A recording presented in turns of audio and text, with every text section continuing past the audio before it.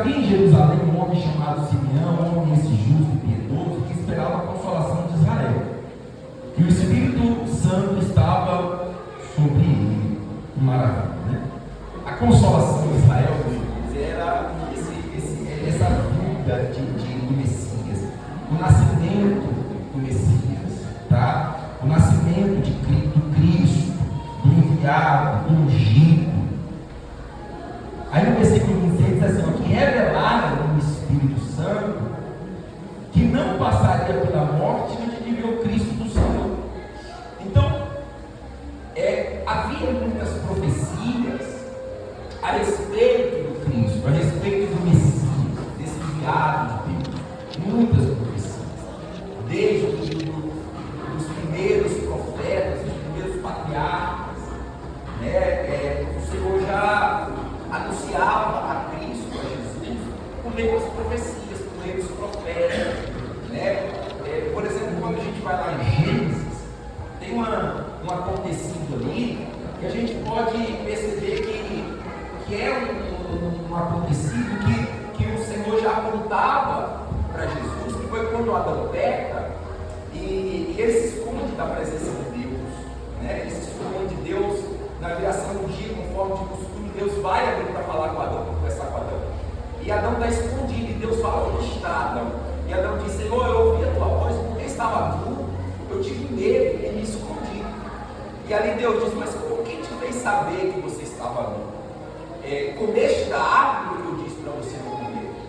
E ali a Bíblia diz que Deus vai pegar uma pele de um animal e vai fazer roupas para Adão e Eva, a fim de que eles cobrissem aquilo que lhes dava vergonha, para que ele pudesse mais uma vez se apresentar diante de Deus, né? Então Adão, ele se escondeu de Deus, e o Senhor perguntou: onde está? Ele disse: eu me escondi, Senhor, porque eu estava nu, eu tive medo, eu estava nu. Então algo havia rompido a intimidade que Adão tinha com Deus, que o Senhor estava acostumado em, na viração do dia ali, a Bíblia diz, conversar com Adão, falar com Adão, instruir Adão, né? Só que naquele dia Adão se escondeu do Senhor. Adão não correu para o encontro do seu pai, ele não corre para o encontro, ele corre para longe, para se esconder. Então ali a gente vê um rompimento, uma separação, e para que aquilo fosse resolvido, para que Adão mais uma vez pudesse se apresentar diante de Deus, o Senhor mata o animal e veste Adão, e Adão então mais uma vez se apresenta diante do Senhor. Então aquele animal que o Senhor matava ali já apontava para o cordeiro morto, né? Para Cristo morto, para nos salvar, para nos tornar mais uma vez amigos de Deus. A Bíblia diz que por meio do seu ministério ele nos trouxe a reconciliação com o Pai. E ele também nos deu o poder de ser feito filhos de Deus, todo aquele que o recebe, todo aquele que crê em seu nome. Então, se você for ver lá em Gênesis, através disso, já havia ali acontecidos que apontava para Cristo, né? Um cordeiro morto para cobrir os pecados, para cobrir a vergonha de Adão, a fim de que Adão mais uma vez se apresentasse diante do Senhor. Então, isso aqui é só o início, é claro que toda a Bíblia a gente vai ver os profetas falando sobre esse Messias. E ali, meu irmão, passou-se gerações e gerações e gerações e gerações sem que essa promessa viesse a se cumprir, mas eles esperavam por isso. E cada profeta de cada geração falava sobre o nascimento do Messias, sobre o nascimento de Jesus. E aqui está esse Simeão, que era um profeta, um sacerdote, e o Senhor não vai usar ele para profetizar a respeito de Cristo. O Senhor vai revelar ao coração de Simeão, o Espírito Santo vai revelar a Simeão, dizendo assim: Simeão, você não vai ser como Abraão, como Moisés, que falou de Cristo e morreu e não viu a ele.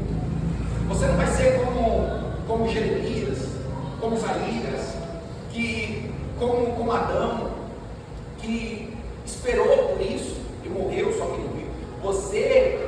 Você não passará pela morte antes de ver essa promessa se cumprir. Você não morrerá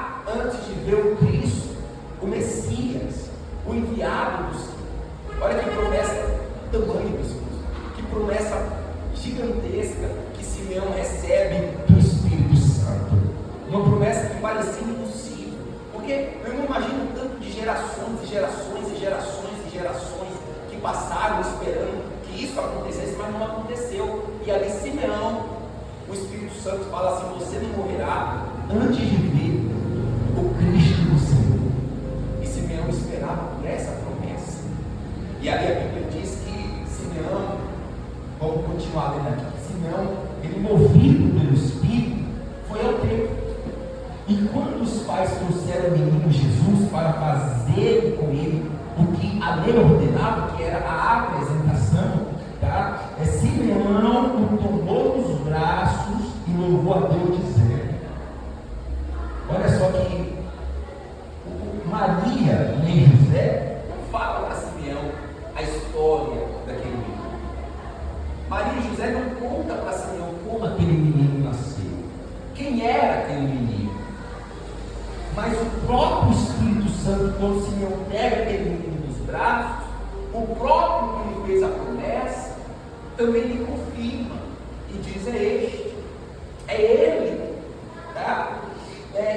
Então Simeão o tomou nos braços e louvou a Deus, dizendo: agora, Senhor, podes despedir em paz o teu servo, segundo a tua palavra, porque os meus olhos já viram a tua salvação, a qual preparaste diante de todos os povos, luz para a revelação aos gentios e para a glória do teu povo de Israel. Que coisa maravilhosa, meus irmãos. Ninguém falou para Simeão quem era aquele menino, mas o Espírito Santo confirmou, falou: é esse, né? Então assim também é com as promessas que Deus faz na nossa vida, aquilo que Deus faz na nossa vida, só Ele mesmo vai confirmar, vai nos mostrar o momento em que essa promessa se cumprir na nossa vida. Então Natal também, meu irmão, é a celebração da promessa de Deus, da palavra que não falha, né? Então aqui a gente está vendo aqui a alegria de Simeão a segurar aquele menino. Ele louvou a Deus, ele exaltou a Deus e falou: Senhor, agora eu posso correr, agora o Senhor pode despedir em paz o teu servo, conforme a tua palavra, porque a tua palavra é fiel, a sua palavra é verdadeira. Então Simeão se alegrou pelo nascimento de Jesus, e aquilo simbolizava a fidelidade da palavra de Deus, da promessa de Deus. Então celebrar o Natal é celebrar também a fidelidade da promessa de Deus, porque muitos profetizaram que o menino nasceria, muitos profetizaram que um rei nasceria ali das raízes de Jessé, um Cristo ungido que salvaria o seu povo e redimiria o seu povo, mas muitos morreram esperando. Esse menino não chega, isso que foi prometido não acontece, mas no tempo determinado pelo Senhor, na geração escolhida pelo Senhor, na virgem escolhida por Deus, se cumpriu a promessa de Deus. Então, comemorar o nascimento de Jesus é comemorar, é celebrar, é se alegrar, é pela fidelidade das promessas do Senhor, que aquilo que Deus promete, o Senhor ele vai, pode demorar um tempo, 2 tempos, 3 tempos, pode demorar, mas Deus cumprirá a promessa que Ele te fez, meu irmão. Espere no Senhor, espere na promessa que Deus te fez, espere na palavra de Deus, porque passará os céus e a terra, assim diz a própria palavra dele: passará os céus e a terra, mas a palavra do Senhor não passará, ela vai se cumprir. Glória a Deus, meus irmãos. Muitos vai falar assim, né? Muitas pessoas que defendem, que são contra a comemoração do Natal, a celebração do Natal. Mas Jesus não nasceu no Natal. De fato, Jesus não nasceu no Natal. E ninguém sabe a data que Jesus nasceu, meu irmão. Sabe-se uma coisa aproximada, mas não tem registros, né? A Bíblia não deixou registrar. Deus não quis deixar registrado esse dia, né? Eu não sei o porquê. Não tem registros do dia, exatamente do dia a qual Jesus nasceu.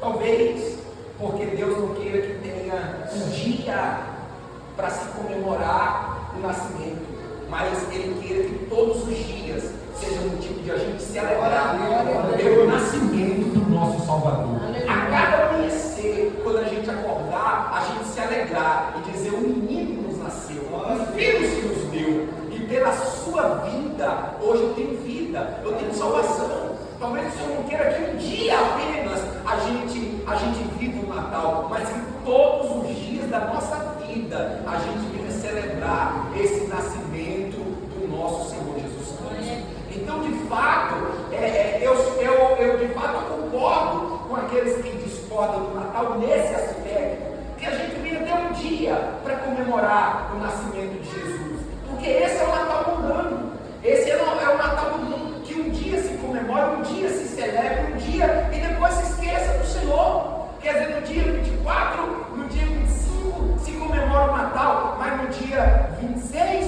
no dia 27, Jesus já não existe mais no coração dessas pessoas, Jesus não existe mais na vida dessas pessoas. É como se ele não tivesse nascido, é como se ele não tivesse existido, né? Então, nesse aspecto, eu sou contra esse Natal que se é comemorado no mundo aí fora, né? Esse Natal mudando, mas eu sou a favor dessa primícia, eu sou a favor dessa essência, que a gente viva a celebrar e a se lembrar, né, do nascimento de um menino que nos deu vida, que nos trouxe vida, porque o nascimento dele é o cumprimento da promessa. Celebrar o nascimento de Jesus é celebrar a fidelidade, o compromisso que Deus tem com a sua palavra. E você vê Simeão celebrando exatamente isso. Ele diz: Senhor, agora eu posso morrer conforme a tua palavra, porque os meus olhos já viram a tua salvação, que o Senhor preparou diante de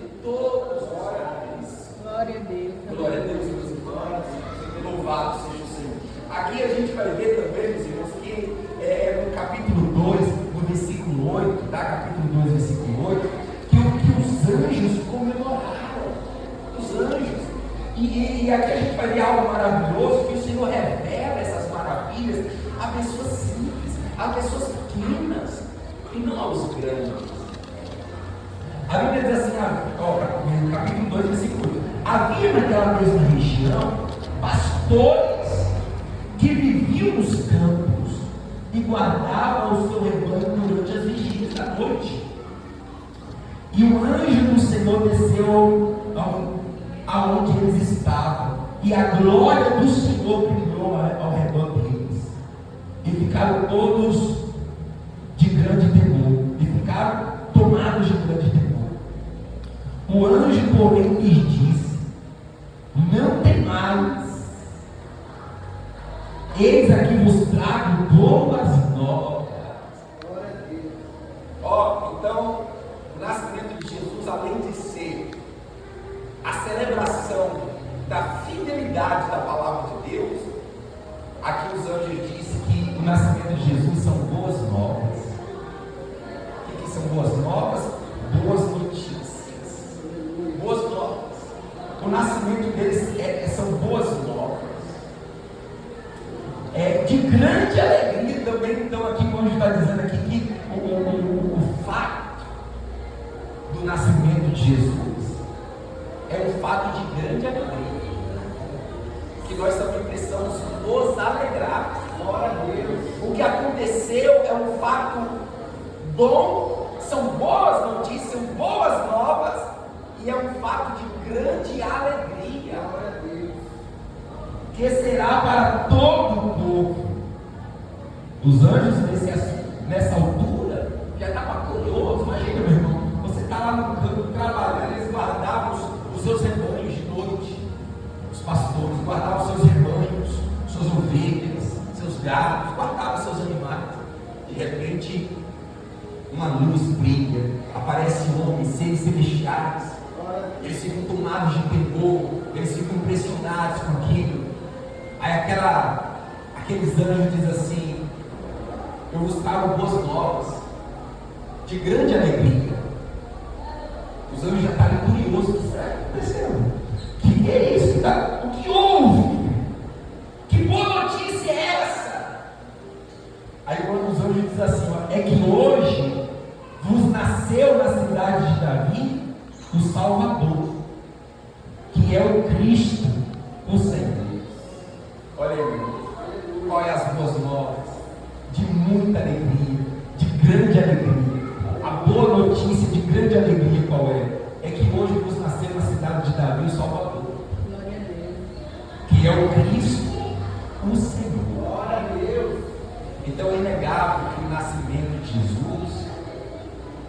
é uma boa notícia e de grande alegria, que será para todos os povos.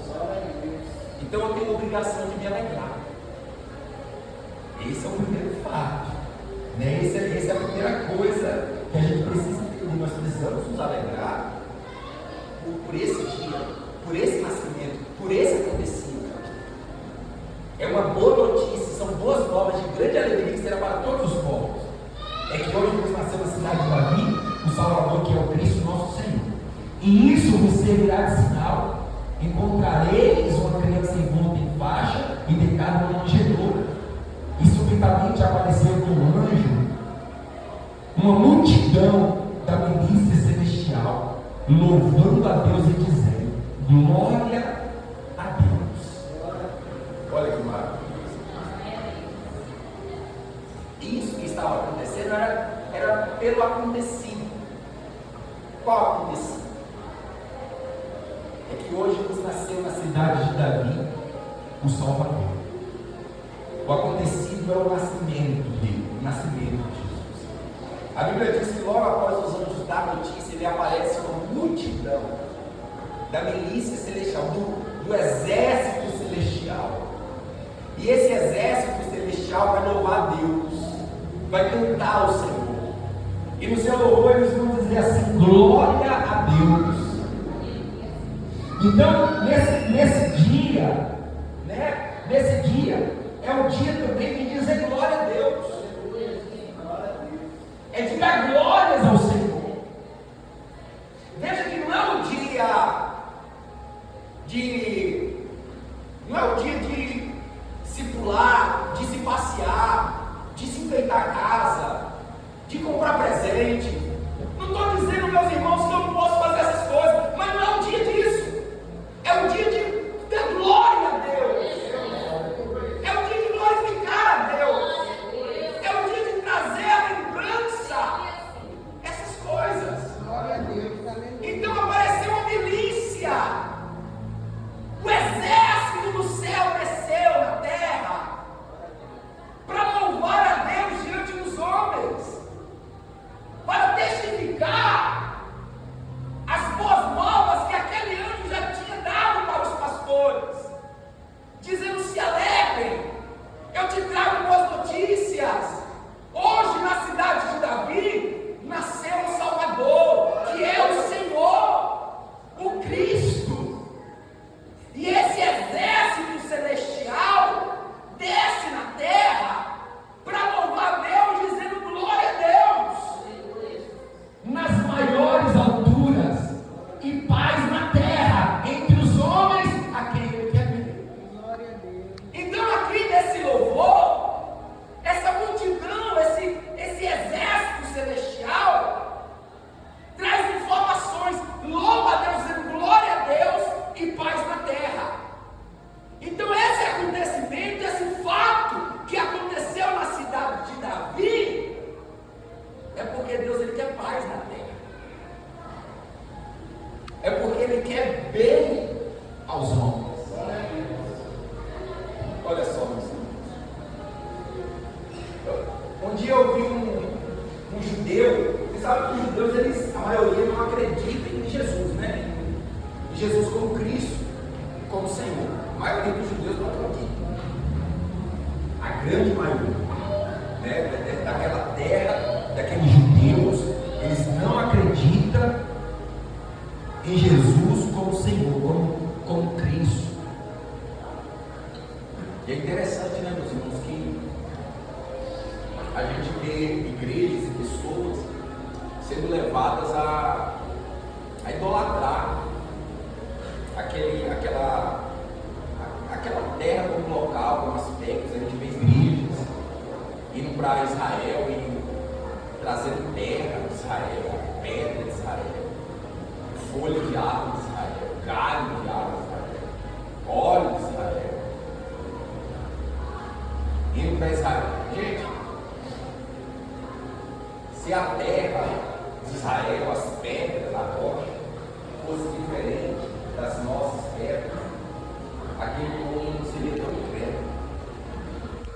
Tão incrédulo. Não é verdade? sofre igual a gente sofre, adoece como a gente adoece, chora como a gente chora. São seres humanos. E aí a pessoa põe terra, já vem com terra lá de Israel, dentro do Pelotas, você vai pegar a terra de Israel, você vai fazer uma oferta na igreja, não sei quando, você vai pegar essa terra de Israel. Meu irmão, os judeus, eles pegam a terra de caminhão, de pai, eles pisam, eles dormem, eles têm terra à vontade. Se, meu irmão, para eles, se um pouquinho de terra vai abençoar e dar sua vida, aquele povo lá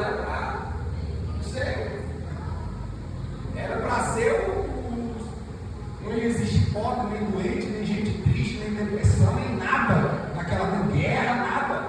Porque o tanto de terra que tem naquele lugar é o que mais tem lá, é terra.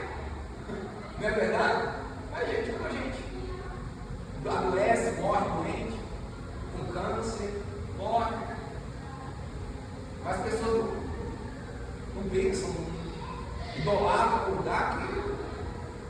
Sabe, eu tenho vontade de conhecer Israel, mas pela história que o lugar traz. Não porque eu serei abençoado, eu vou pisar. Não, nada disso. Porque é uma terra como outra qualquer. O Senhor nos mostrou isso, que a igreja dele não é Israel, é aqueles que creem no seu nome. O templo de Deus é o nosso coração. Esse é o verdadeiro templo do Espírito Santo. Deus não está em Israel. O Senhor habita no céu, em santo lugar, mas Deus também habita com o contrito, com o coração quebrantado. Não é com a terra que Deus habita. Aliás, Jesus desprezou Jerusalém. Jesus chora para Jerusalém. Você abandonou seus profetas, você apedrejou seus profetas, crucificado Jesus, condenado Jesus. O sangue de Cristo foi derramado naquela terra, o sangue inocente. Então, a Jerusalém, o Israel tem um contexto muito valioso, mas histórico, não religioso, não de santidade, de eu tenho que ir lá, porque se eu pisar lá, eu trouxe aqui a terra lá de Israel, você quer um pouquinho dessa terra? A terra que Jesus pisou, meu irmão, pelo amor de Deus. O povo é tão doido, tão maluco, que vai lá para Israel, eles são capazes de despenar, eles despenam. O pessoal tem que colocar cerca nas árvores, porque o pessoal despenava as árvores todas, arrancava galho das árvores, arrancava pedra para poder levar para casa. Quer levar tudo para casa, mas não Jesus. Jesus não quer levar para casa. Porque para levar Jesus para casa, você tem que usar aquilo, né? Quando Jesus falou, eu vou entrar na sua casa, você viu que, né, para levar Jesus para casa é assim. Aí vai preferir levar a pedra, a terra, o sal, né? Melhor, é fácil, não precisa renunciar a nada para levar essas coisas para casa. Então, meus irmãos, aqui a Bíblia diz que os anjos, né, aparecem, e aquela multidão de anjos da milícia celestial louva a Deus, dizendo glória a Deus nas maiores alturas e paz na terra entre os homens a quem Ele quer bem. Então eu vi um judeu um dia falando que não acredita que Jesus não podia ser o Cristo, que Ele não podia ser o Cristo, porque as profecias dizem que o Cristo trará paz. O Cristo trará paz. E Jesus não trouxe paz. Ao contrário, houve guerras. E de fato, após Jesus nascer, há muitas guerras, inclusive no seu próprio nascimento. A Bíblia diz que há a morte dos inocentes. Um dos fatos mais aterrorizantes que já aconteceu na história da humanidade. Que ele nasce, aí os magos chegam ali procurando. Assim, a gente está cumprindo a estrela, a gente recebeu o sinal, nasceu o Messias. Então Herodes se alvoroça. Como assim nasceu? Herodes procurou conhecer a profecia, sabia que existia a profecia do nascimento de um rei em Israel, e ele falou: não, isso aqui, se nasce um rei aqui, eu pego o trono. Então ele vai até os magos e fala assim: ó, quando vocês encontrá-lo, vocês me avisam.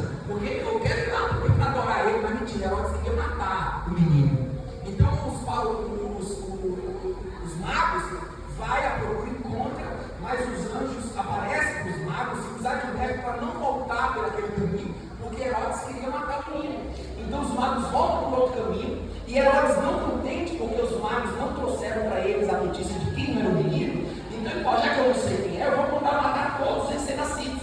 Então Herodes assina um decreto para que fossem mortos todos os bebês que tivessem nascido de um período A B, e assim eles seriam mortos. Então o anjo aparece mais uma vez a José e manda que José pegasse Maria, o menino, e fosse para o Egito para se esconder, para salvar a vida daquele menino.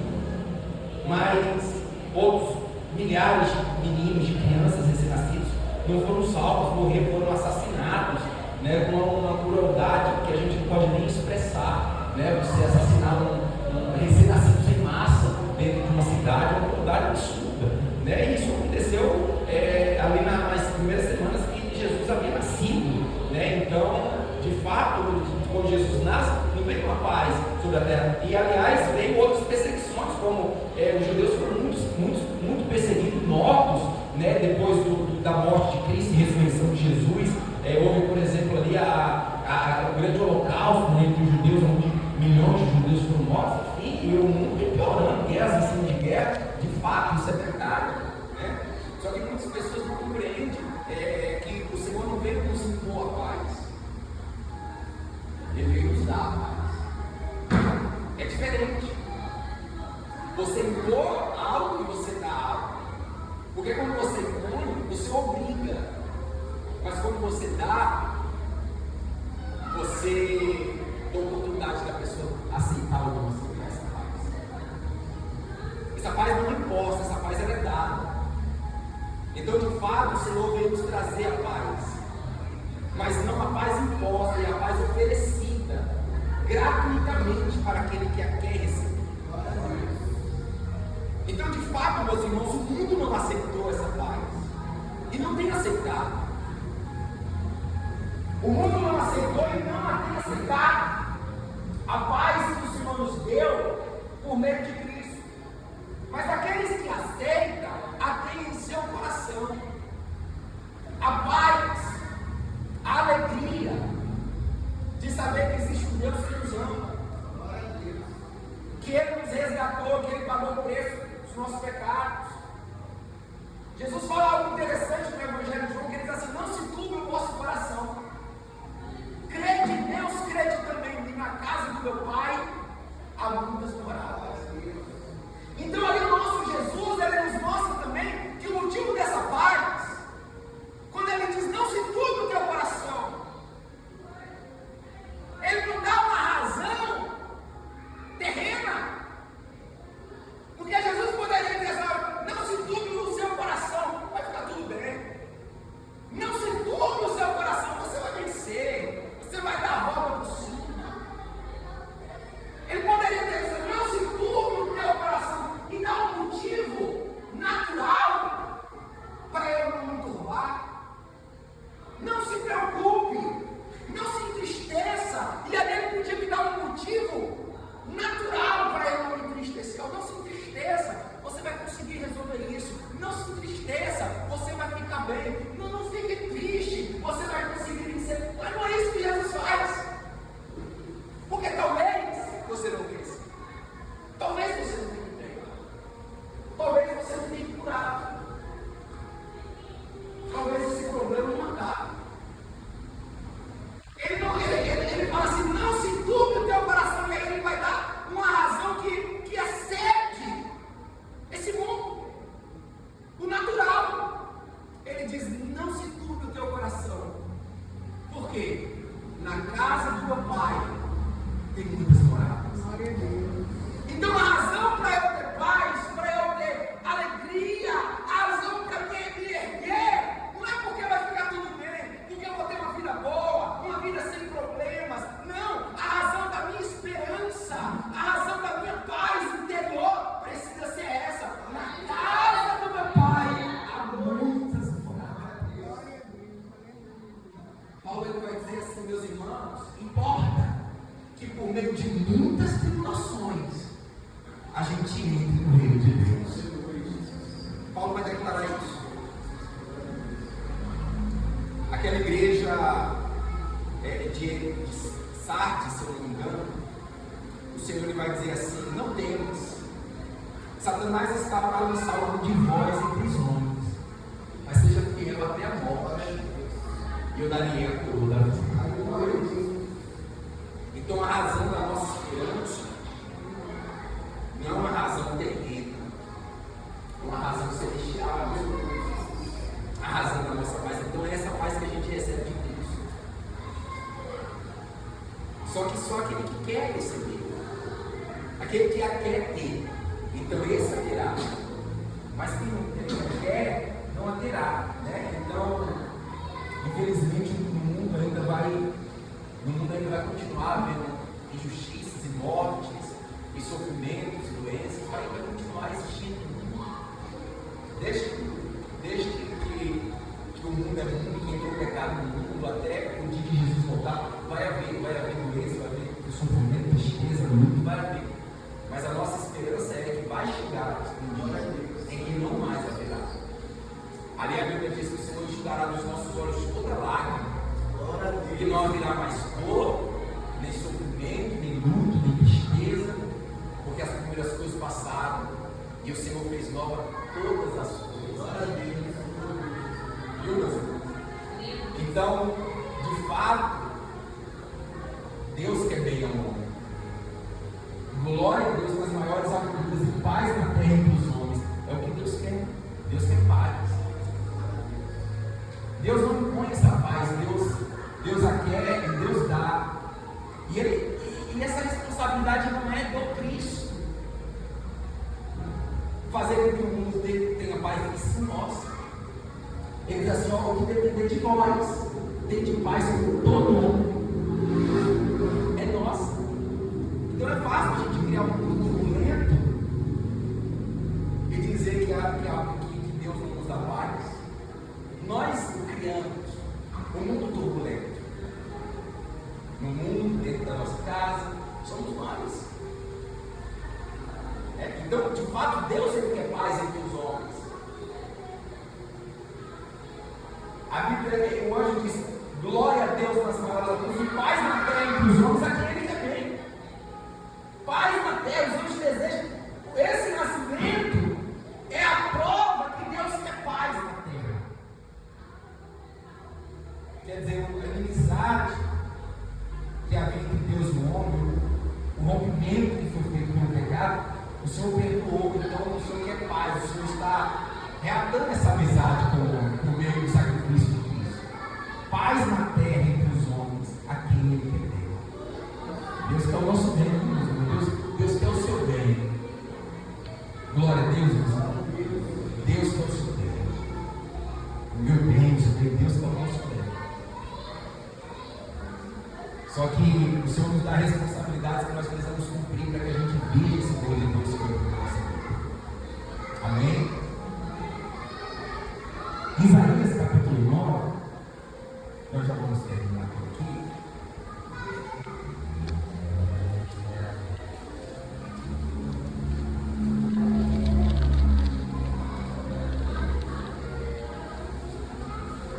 Isaías capítulo 9.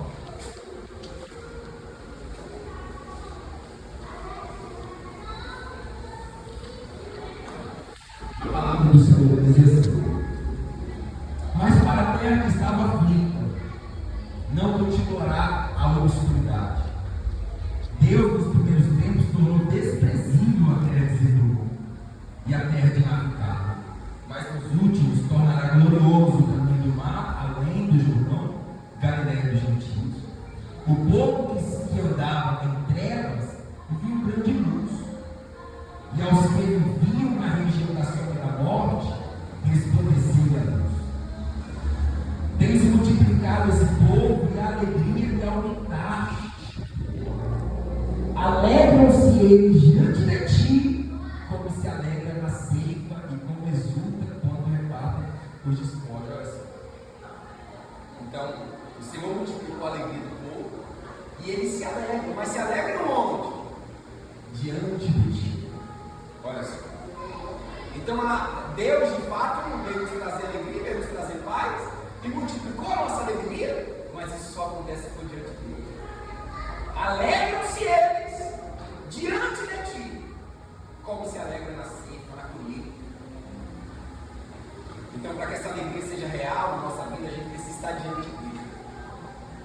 Nós precisamos estar diante de Cristo, meus irmãos, diante do Senhor todos os dias da nossa vida. E a alegria vai se multiplicar nos nossos corações. Se você quer que a alegria se multiplique na sua vida, esteja todos os dias da sua vida diante dele, aqui na rua, na sua casa, onde você estiver, esteja diante de Deus, diante de Cristo.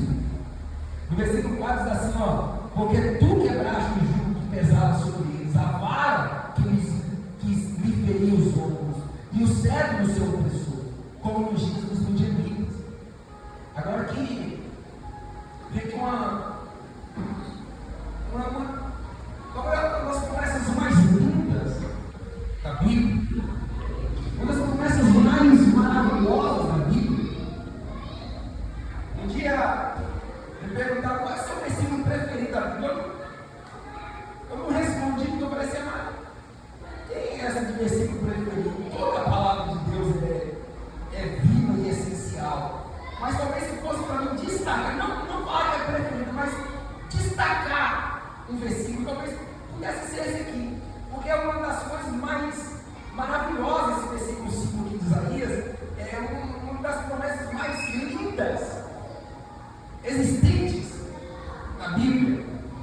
Porque ele diz assim, porque toda bota com que anda o guerreiro no tumulto da batalha, e toda veste revolvida em sangue, serão queimadas, servirão de passo ao fogo. E vamos entender o que o profeta, o que o Espírito de Deus está falando aqui por meio do profeta, meus irmãos. Veja que a guerra é uma das coisas mais tristes do mundo. E tudo é guerra. Guerra não é só o que está acontecendo na Ucrânia, o que está acontecendo em Israel. A gente vive uma guerra no nosso país, a guerra política. A guerra nos tira a paz. A guerra nos rouba a nossa família. A guerra tira as pessoas que a gente ama de perto da gente. A guerra é terrível. A guerra é a coisa mais horrorosa que existe no mundo, é a guerra. Tá? E guerra não é, como eu disse, não é só o que está acontecendo em Israel, no Ucrânia. A guerra tem toda parte. Existe guerra dentro da nossa casa. Dentro de famílias existem guerras, ataques que roubam a paz, que suga a nossa alegria, o nosso vigor. Existem guerras espirituais internas, guerras espirituais que fazem pessoas até tirar a sua vida. Eu vi uma reportagem de uma garotinha, uma garota de 22 anos, que se matou, se suicidou. Eu sei que ela não é a única, eu estou falando a notícia que eu recebi ontem, mas no mundo inteiro tem pessoas tirando a sua vida nesse exato momento. São pessoas que enfrentam guerras espirituais, guerras internas, ataques, porque de fato o inferno está nos atacando todos os dias. Quando a gente amanhece, a gente vai estar em guerra. Existe uma guerra política que destrói a nossa nação, o nosso país. Uma guerra ideológica. A gente poderia simplesmente lutar pelo certo e o errado. Mas não, existe uma guerra entre lados, uma guerra de narrativas, uma guerra de política, uma guerra de lados, uma coisa terrível que nos destrói, que nos leva para trás, que massacra o nosso país.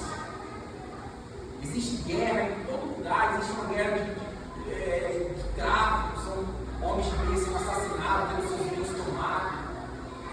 Então a guerra é uma coisa, a guerra quer dizer a luta todos os dias, a nossa luta do dia a dia. E nesse mundo a gente vê muitas guerras, muito sofrimento nesse mundo. A gente trava batalhas que a gente não queria travar, acontece coisas na nossa vida que a gente não queria que acontecesse. Acontecem coisas que a gente inocente, que a gente fala, meu Deus, a gente não compreende o porquê. Sabe, às vezes a gente pensa que está passando por uma dor, mas às vezes a gente vê ou escuta pessoas passando por um sofrimento 1000 vezes pior do que o nosso. Às vezes a gente fala assim, eu estou passando por uma dor que ninguém sabe, mas de repente eu me deparo com alguém sofrendo muito mais do que eu. mais, meus irmãos. Sofrimentos absurdos. Imagina essa mãe, né, que teve a sua filha, chegou em casa, sua filha estava morta dentro do quarto. Imagina a dor que é. No início do meu ministério, eu presenciei, não, mas não assisti assim de longe no caso. Era meu irmão de um obreiro muito abençoado lá na igreja onde a gente congregava, onde eu iniciei no ministério de pastor auxiliar. O irmão dele, a caminhonete estava dentro da garagem, e aí ele foi tirar a caminhonete da garagem. E ele tirou um filhinho, um garotinho. Eu não lembro quantos anos tinha um garotinho, mas se eu não tiver enganado, era pegado Pedro. Era um garotinho pequenininho. E o garotinho estava embaixo da caminhonete, ele não viu. E o pneu da caminhonete passou em cima da cabeça da criança. Você consegue assimilar a dor que esse homem viveu? Será que a vida desse homem, será que um dia pode ser normal de novo? Será que ele vai conseguir ter uma vida normal algum dia? Quando se passar, sei lá, 10 anos, 20 anos, sei lá. É uma dor que você não consegue explicar. São coisas que nós estamos sujeitos nesse jeito. São dores que a gente não conhece. Existem dores que você conhece, né? E nem quer conhecer. Existe dor, eu já sofri nesse mundo, não. Mas eu sei que existem muitas dores que eu não conheço. E nem a quero conhecer. Então, esse mundo é um mundo de lutas, de guerras. São guerras. E ali a gente tem as nossas armaduras de guerra. A nossa bota, a nossa calça de guerra, a nossa blusa de guerra, o nosso uniforme de guerra. A gente vai se armando com isso. São traumas, são dores, são desconfiança. Tem pessoas que falam assim: eu não confio em Deus, não consigo confiar nas pessoas mais. Isso é um uniforme de guerra que você tem. Porque você já foi tão ferido, tão machucado, que você agora, antes de sair de casa, você pega esse uniforme para se proteger. Tem garotinhas que foram estupradas quando eram crianças, que ela não consegue casar, ela não consegue ter um relacionamento com o homem. Que é um trauma que ela tem, é um uniforme de guerra que ela tem, que ela não consegue ficar sem ele, uma proteção. São traumas, são dores. É a bota revolvida em sangue, é as roupas, é o escudo que a gente tem que carregar das batalhas enfrentadas para tentar nos proteger. Só que aí vem a palavra de Deus e nos dá aqui esse versículo de uma esperança absurda, que traz paz e esperança para o nosso coração, que diz assim, ó, porque toda bota com que anda o guerreiro no tumulto da batalha, e toda veste removida em sangue, serão queimadas, servirão de pasto. E por que alguém queimaria as suas roupas de guerra? Tem uma resposta só: não haverá mais guerra, não haverá mais dor, não haverá mais luta e nem lembrança do que a gente sofreu. Acabou. O Senhor fará tudo de novo. O Senhor enxugará dos nossos olhos toda lágrima. A dor será apagada, será substituída pela maior de todas as alegrias. O sofrimento acabará, não terá mais fome, nem sede, nem luto, nem dor, nem tristeza, nem angústia, nem lágrimas. Apenas alegria e louvor. Essa aqui é uma das palavras que mais nos dá esperança ao coração desse aqui. É o Senhor dizendo assim para você, em outras palavras: ei, sua guerra terá um fim, a sua dor terá um fim, a sua tristeza terá um fim. Por quê? Aí como? Por que dessa promessa? Como que isso vai acontecer? Aí vem a resposta do profeta: porque um menino nos nasceu. Então a esperança é isso. Glória a Deus. Então eu acabei de falar para você aqui que essa talvez seja uma das promessas mais lindas da Bíblia. E a razão dessa promessa está aqui no versículo 6, porque o menino nos nasceu. Glória a Deus. Então talvez aqui eu falei aqui que o Natal é uma data contraditória entre o mundo cristão, onde muitos comemoram, muitos líderes e muitos não comemoram e são contra quem comemora, né? E aqui se eu posso, eu dei algumas razões pela qual eu celebro o Natal. Eu me alegro no dia do Natal.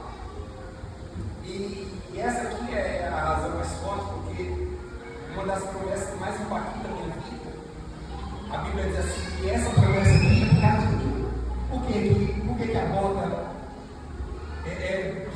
a bota que o guerreiro usa no tumulto da batalha e as vestes reunidas de sangue serão queimadas, serão de paz? Por que a minha batalha terá um fim? Por que a minha guerra terá um fim? Por que a minha luta terá um fim?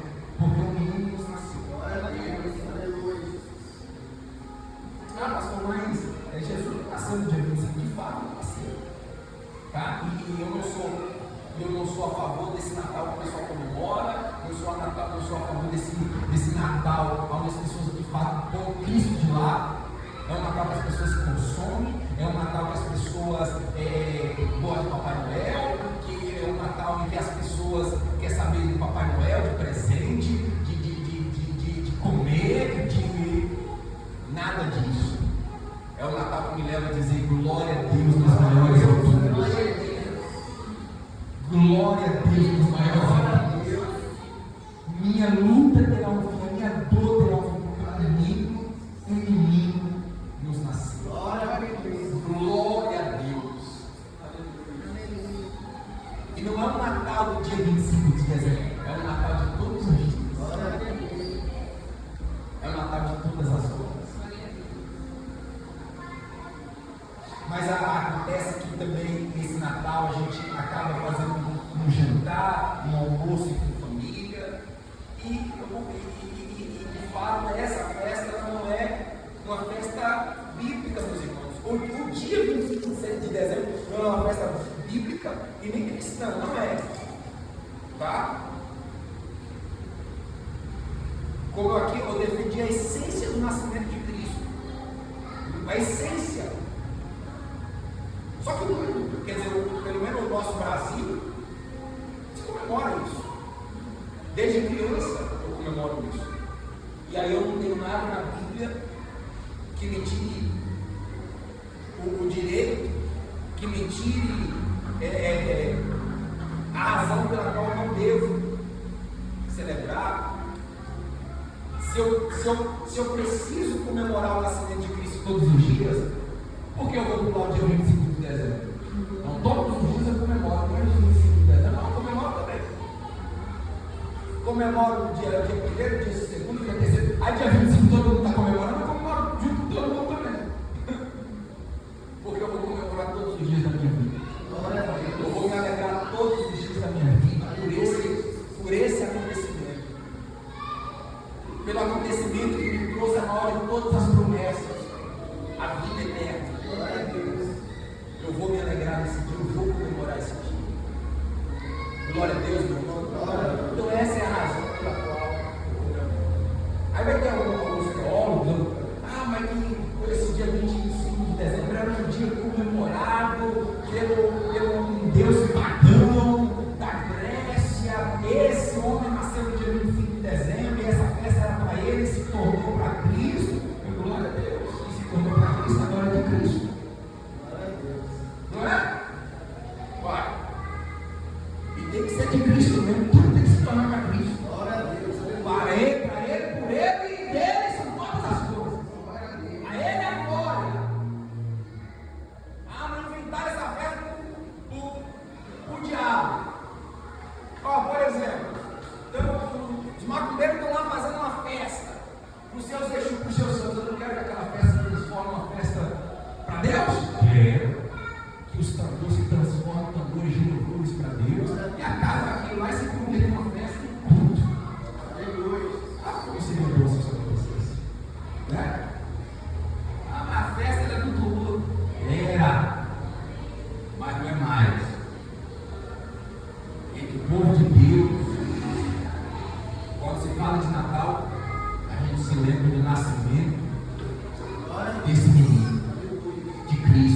Mas o verdadeiro povo de Deus não é só o dia 25, o dia 26, mas é todos os dias.